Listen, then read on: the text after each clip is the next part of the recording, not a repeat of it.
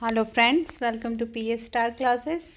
आज की क्लास में हम आपकी हिंदी बीना का कक्षा 3 का चैप्टर भारत, जो कि एक कविता है, उसके क्वेश्चन आंसर को डिस्कस करेंगे। तो स्टार्ट करते हैं अपनी वीडियो को। बातचीत के लिए अपने देश के विषय में आप क्या जानते हैं, बताइए। इस क्वेश्चन में क्या करना है आपको, आप अपने देश के बारे में क्या क्या जानते हैं आपको वो बताना है। जैसे कि मेरे देश का नाम भारत है, ठीक है। अपने देश के झंडे को हम तिरंगा कहते हैं, ठीक है। भारत के उत्तर में विशाल हिमालय है, यहाँ ऊपर की तरफ विशाल हिमालय है, और गंगा और यमुना जैसी पवित्र नदियाँ भी हमारे देश में बहती हैं। भारत किसानों का देश है, यहाँ अनेक धर्म हैं, जैसे हिंदू, मुस्लिम, सिख, ईसाई आदि, ठीक है। सब मिलजुल कर प्रेम से रहते, ठीक है। ऐसे आपको अपने देश के बारे में लिखना है, ओके।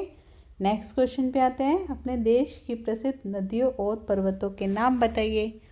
इसमें आपको क्या करना है, देश में जितने भी फेमस नदियाँ और पर्वत उनके नाम बताने हैं। जैसे प्रसिद्ध नदी में हो सकता है गंगा, हो सकता है, ठीक है, यमुना हो सकता है, सरस्वती हो सकता है, ठीक है। और क्या हो सकता है, नर्मदा नदी और कावेरी नदी। ऐसे ही जो भी फेमस नदियां हैं उसके नाम आपको लिखने हैं, ओके। और क्या बोला है, पर्वतों के नाम बता रहे हैं। पर्वत में कौन कौन सा हो सकता है, नीलगिरी हिमालय हो सकता है, ठीक है। नीलगिरी हिमालय फेमस पर्वतमाला है, ठीक है। और अरावली हो सकता है, ठीक है। ऐसे लिखना है आपको, जो भी आपको और पता हो एक्स्ट्रा वो आपको लिखना है, ठीक है। नेक्स्ट क्वेश्चन को देखते हैं। राम और कृष्ण के विषय में आप क्या जानते हैं। अब आपको ये बताना है कि राम और कृष्ण कौन थे। आपने सुना ही होगा इनके बारे में। राम और कृष्ण दोनों विष्णु भगवान के अवतार के रूप में जाने जाते हैं।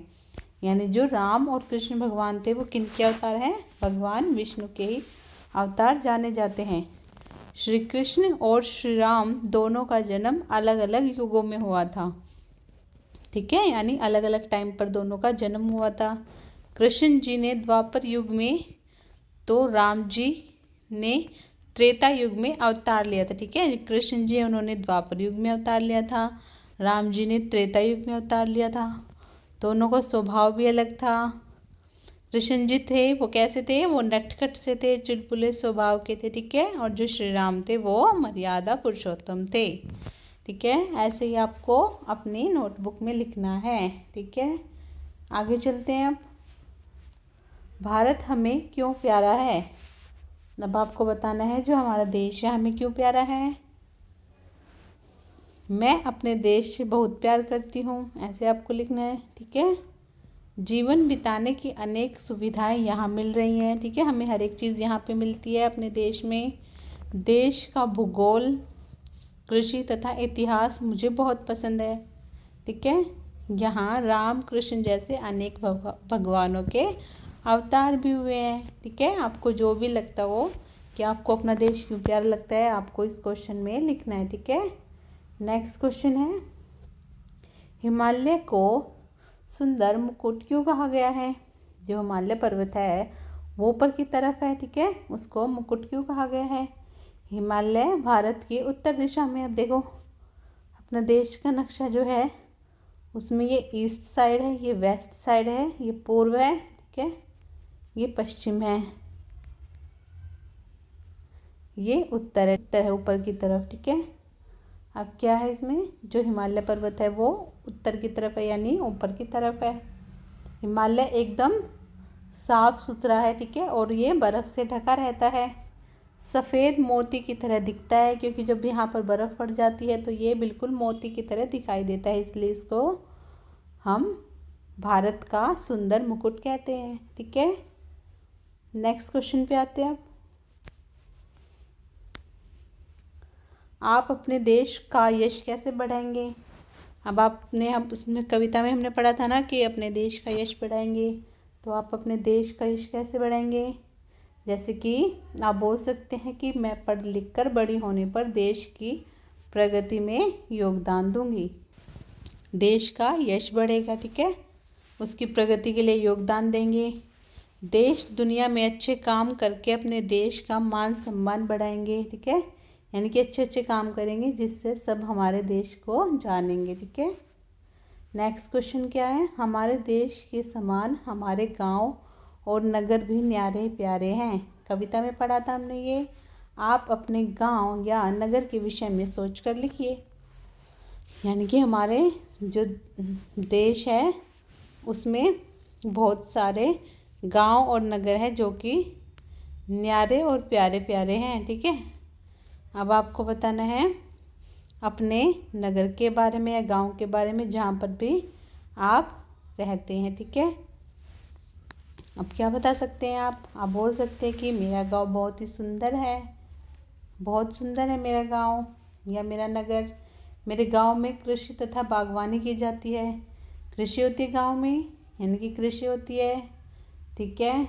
गांव में सभी तरह की सुख सुविधाएं हैं, यानी कि गांव में जैसे स्कूल है, ठीक है, स्कूल है, डाक खाना है, ठीक है, बैंक है जहाँ से हम पैसे निकालते हैं, ठीक है, और हॉस्पिटल है, ठीक है, जहाँ इलाज के लिए लोग जाते हैं, ठीक है। ऐसे ही आपको अपने गांव या अपने नगर के बारे में लिखना है, ठीक है। अब देखो इसको हमें पूरा करना है कविता में। कविता के आधार पर पंक्तियाँ पूरी कीजिए। ये हमने कविता पढ़ी थी, आप देख के भी कर लोगे इसको। तो देखिए जैसे लिखा है, भारत तू है हमको प्यारा। अब यहाँ पे जो स्पेस है खाली, यहाँ पे हमको लिखना है तू है सब देशों से न्यारा, ठीक है, तू है सब देशों से न्यारा। इन पंक्तियों को हमें कविता को देख के पूरा करना है। आप देखो यहाँ क्या लिखा है, धोता तेरे चरण समुंदर।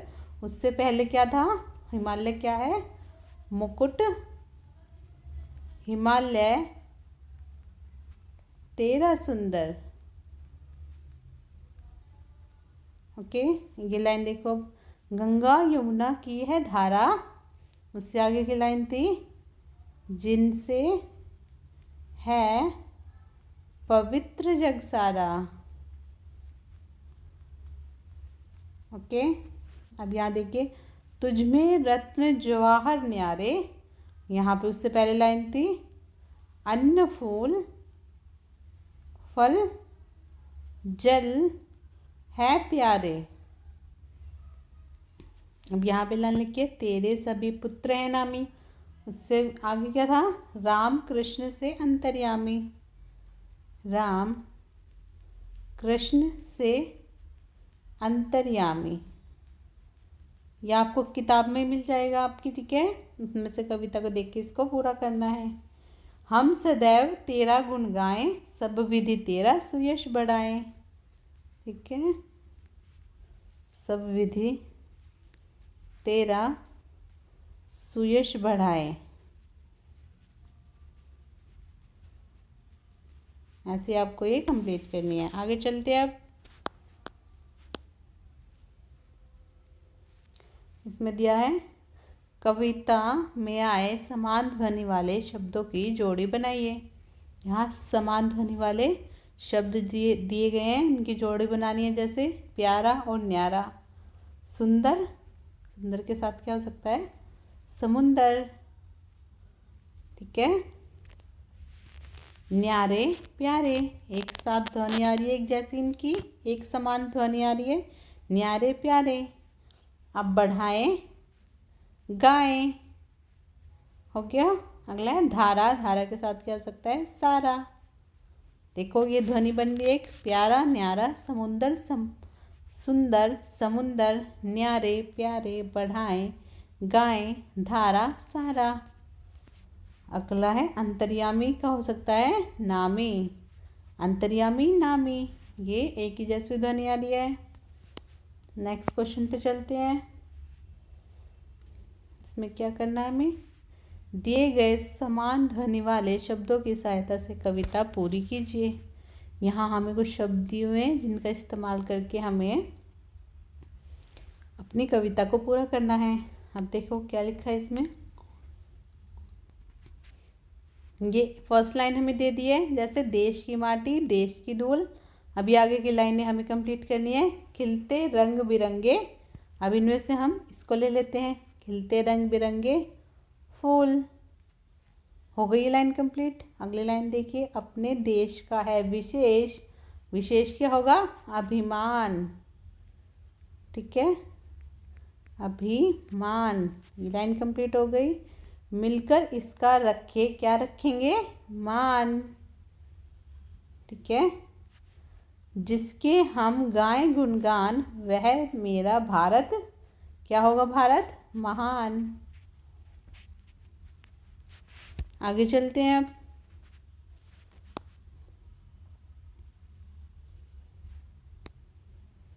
खेल खेल में हमें इसको कंप्लीट करना है।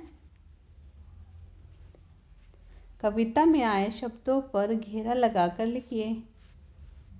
अब हमें जो कविता में शब्द आए उनको इस खाली स्पेस में लिखना है। जैसे इन्होंने भारत बना के दे दिया, ऐसे ही यहाँ पे भी जितने शब्द हमसे बनेंगे स्पेस में हम वो बनाएंगे। ठीक है, जैसे यहाँ देखो गंगा, गंगा को यहाँ पे लिख दो।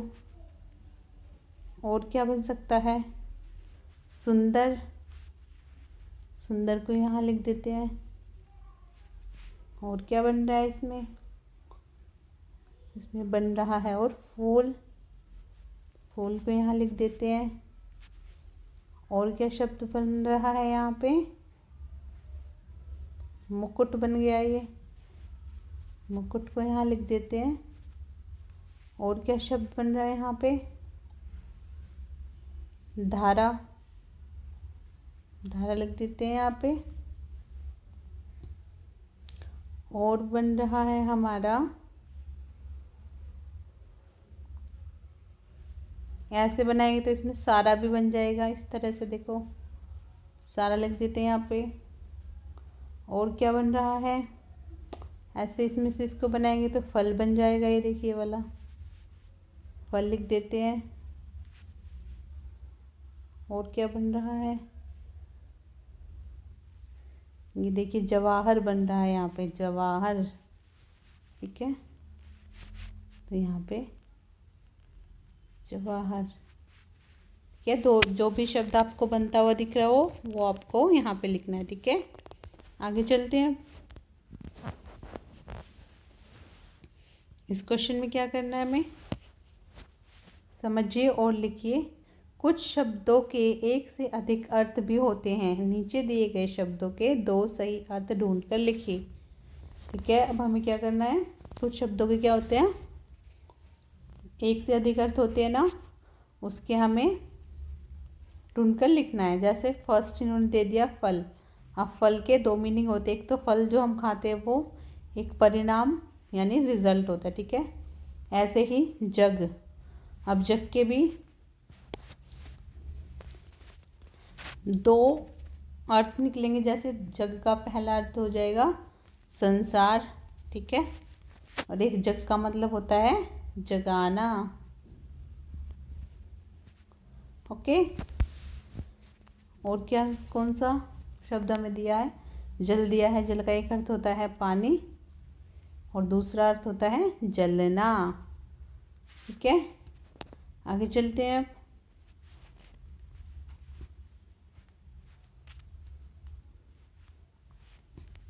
इन वाक्यों के अर्थ वाली पंक्तियाँ कविता से ढूंढकर लिखिए। ठीक है, यहाँ पे हमें अर्थ दे दिया है, हमें इनकी पंक्तियाँ ढूंढकर लिखनी है। ठीक है, जैसे भारत सब देशों से भिन्न है। ठीक है, अब क्या पढ़ा था पंक्ति में हमने, तू है सब देशों से न्यारा।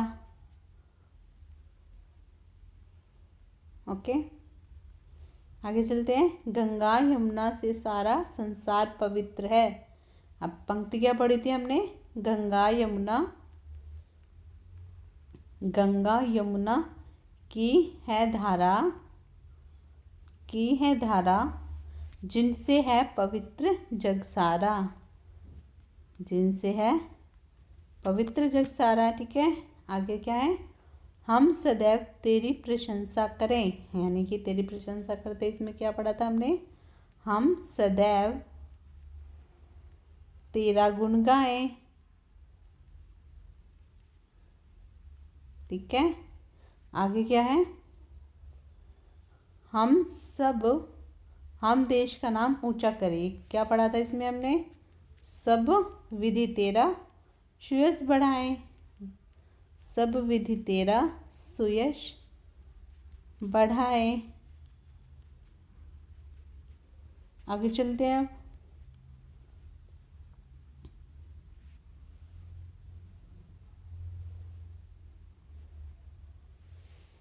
इस क्वेश्चन में क्या करना है? तेरे सभी पुत्र है नामी, भारत के प्रसिद्ध पुत्र और पुत्रियों के नाम बताने हैं। जो भी आपको पता हो पुत्र पुत्रियां, उनके नाम बताने हैं। पुत्रियां जैसे सीता आ जाएगी पुत्रियों में, पुत्र में क्या आ जाएगा? राम आ जाएगा। ठीक है, राम भगवान, सीता माता आ गए। अब सावित्री का बहुत नाम सुना है हमने। ठीक है, यहाँ पे सावित्री आ जाएंगी। यहाँ पे पुत्र में और कौन आ सकते हैं? भगवान कृष्ण आ सकते हैं। यहाँ पे लक्ष्मीबाई पुत्री में आ जाएगी। और पुत्र में क्या आ सकते हैं? भगवान बुद्ध।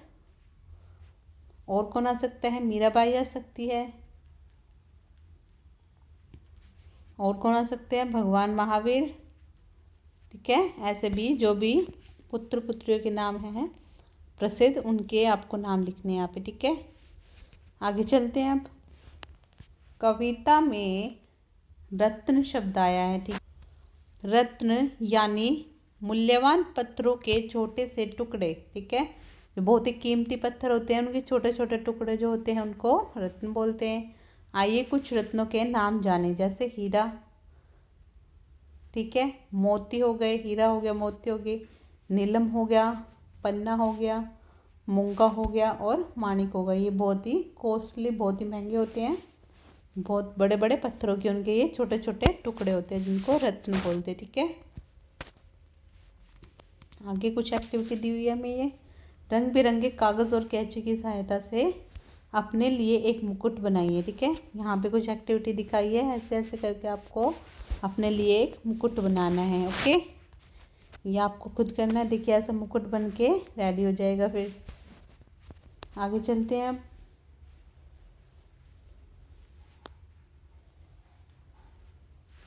भारत का राष्ट्रीय ध्वज तिरंगा बनाकर उसमें रंग भरिए। ये जिसने देश का झंडा आपको इसमें बनाना है। ओके, और उसमें कलर भी भरना है। आगे चलते हैं।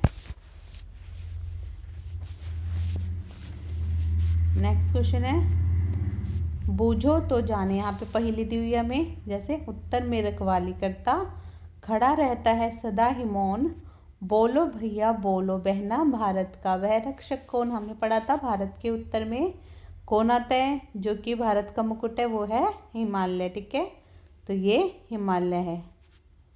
ठीक है, नेक्स्ट देखते हैं।